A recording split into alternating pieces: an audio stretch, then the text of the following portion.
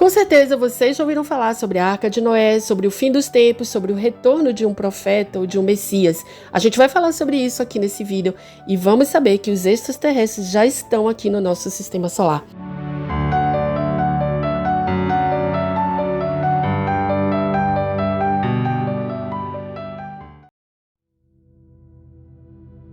Olá, sejam todos bem-vindos ao nosso canal.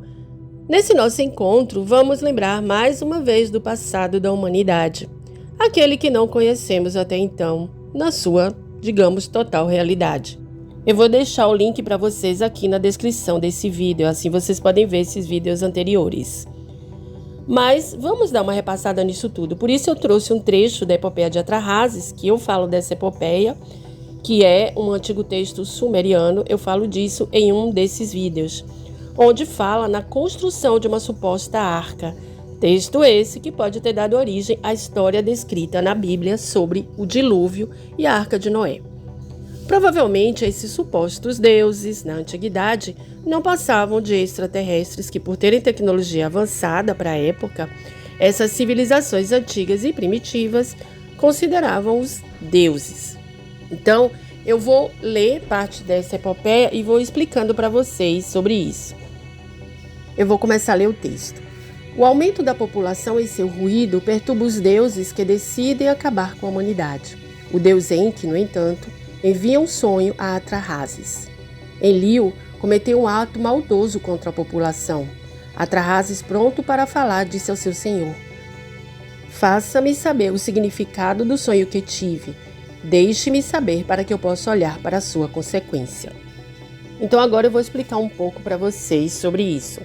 Quando ele diz o aumento da população e seu ruído perturba os deuses que decidem acabar com a humanidade, na realidade, a humanidade ela tinha, digamos, se desenvolvido bastante, não só em termos populacional tinha aumentado, como também tinha atingido um nível de tecnologia bastante avançado. Eles se desenvolveram bastante, o que era incômodo para os Anunnaki, porque era mais difícil escravizar a humanidade como eles queriam.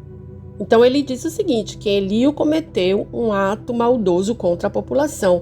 E Atrahasis então recebe esse sonho e pede que Enki, que para ele era o deus dele, traga o significado disso, desse sonho. Então eu vou continuar o texto. Enki, preparado para falar, disse ao seu servo: "Você pode dizer, devo olhar para fora enquanto estou no quarto? Você deve prestar atenção à mensagem que venho lhe trazer. Presta atenção a todas as minhas palavras. Deves fugir de casa, construir um barco, abandonar tuas posses e tua vida a salvar. O barco que você constrói..."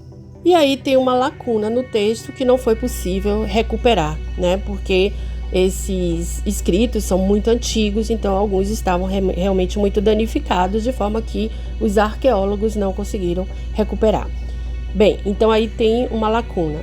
Em seguida vem esse trecho: "Telhado com profundidade para que não se veja o sol por dentro, que seja coberta na frente e atrás.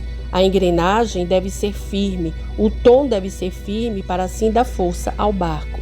Eu derramarei sobre vós mais tarde uma colheita de pássaros, uma série de peixes." Ele abriu o relógio de água, encheu e disse que o dilúvio viria em 7 dias. Atrahasis recebeu o comando. Ele reuniu os anciãos em seu portão. Atrahasis, preparado para falar aos seus anciãos: "Meu Deus não concorda com o seu Deus." Então fica claro nesse trecho que Enlil ele diz como construir a arca e começa também a demonstrar aí já uma rivalidade entre os dois irmãos. Continuando o texto: Enki e Enlil estão constantemente irritados um com o outro. Ele nos expulsou das nossas terras porque eu sempre reverenciei Enki. Ele me disse isso. Eu não posso viver em... Aí vem novamente uma outra lacuna. Continuando mais adiante: "Não posso fincar meus pés sobre a terra de Enlil. Vou morar com meu deus Enki nas profundezas." Então fica claro nesse trecho que existem dois deuses que são que vivem um pouco em conflito, né? Então ele foi expulso, Atrahasis, por Enlil, porque ele adorava Enki. Então vamos continuar o texto.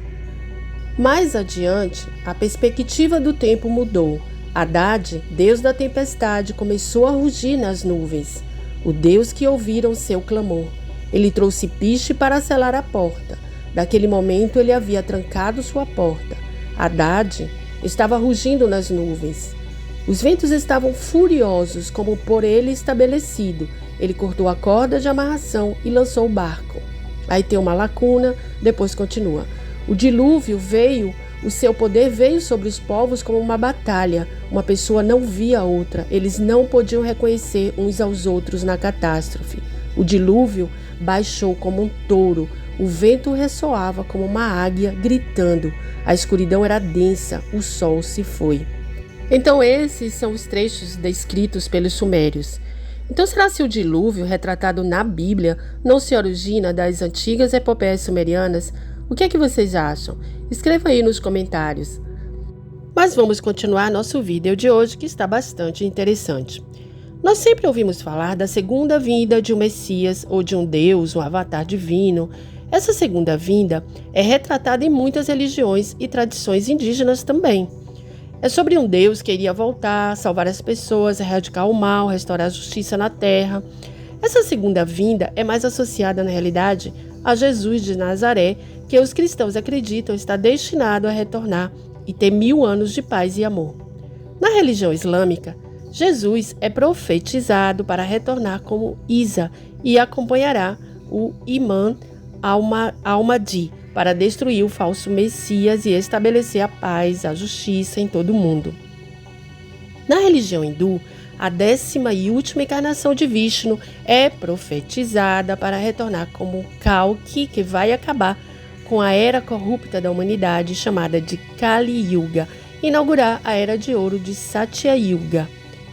Já na literatura profética do budismo, Maitreya é considerado o 5º e último Buda que retornará para restaurar os ensinamentos de Gautama Buda, numa época que estes estão esquecidos pela maior parte da humanidade. A profecia sobre o retorno dos Anunnaki e dos deuses criadores da antiga Suméria quer restaurar a humanidade ao seu projeto divino original, removendo as limitações implantadas há milhares de anos. Todas essas e muitas outras profecias religiosas sobre a segunda vida retratam os temas comuns da restauração da paz, do amor, da justiça e o fim da corrupção no planeta.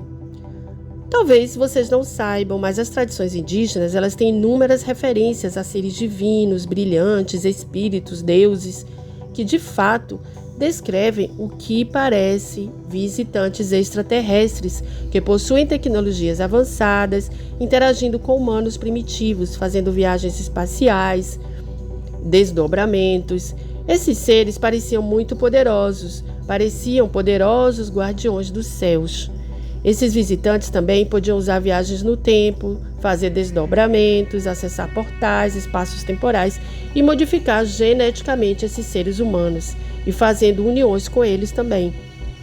Dessas uniões nasceriam os filhos de deuses que se tornariam poderosos governantes, heróis, sábios ou profetas na nossa história. Em 2021, vários contatados e militares revelaram que os semeadores da humanidade haviam retornado em massa com grandes frotas que estacionaram em torno de Júpiter. As frotas dos semeadores contêm membros de civilizações intergalácticas, que são 24 semeadores. Esses seres desempenharam um papel muito importante na criação e modificação genética da humanidade, mas também estabeleceram religiões primitivas, profecias sobre o futuro retorno deles mesmos. Na tela final desse vídeo, eu vou deixar um outro vídeo que fala sobre a nossa realeza genética, que é exatamente sobre essas manipulações que ocorreram aqui no nosso planeta com a humanidade. Então, no próximo vídeo, a gente vai falar sobre o retorno dos semeadores que já estão aqui no nosso sistema solar. Por que eu comecei o vídeo falando sobre o dilúvio para vocês? Para mostrar que a nossa história parece estar ligada aos Anunnaki. E esse retorno dos semeadores no nosso sistema solar pode se tratar do retorno de Enki, que seria então o libertador da humanidade, retratado nas diversas religiões como profeta ou Messias que irá voltar para trazer a paz para a humanidade.